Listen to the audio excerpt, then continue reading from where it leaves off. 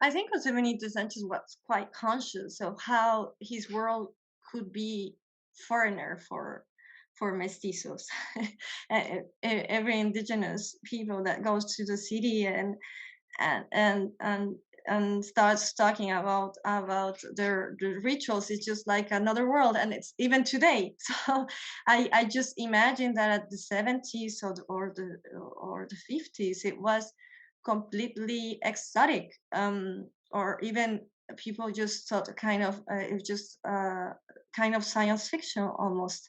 um, but maybe I'm just wondering, maybe it was also a practice for him to communicate, because finally also Spanish was a foreigner, it's a new language for him. And so at the same time that he was learning Spanish, I guess he was learning how to write Wixárika, as is all, only it was at the time it was not settled, as you just said a couple of moments. So maybe it's kind of a practice that is shared openly to in an effort to communicate not only towards this unknown customer that will acquire the jar painting, but also to this other world in which he's living that is not completely indigenous.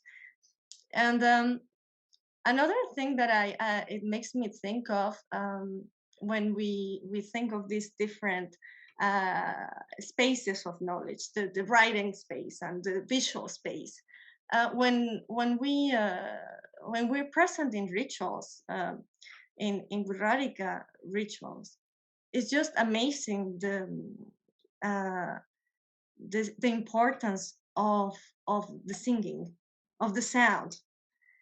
And even if we don't understand, it's just really, it's just surrounding so strongly.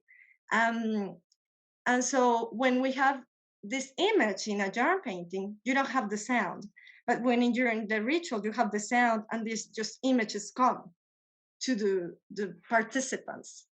And so I just wonder if maybe Jose Benitez Sanchez was trying to complete the experience, which is, in our terms, maybe is for them it's a spiritual experience, and for him it was still a spiritual experience, but in our terms it's more aesthetical experience. And that's really interesting.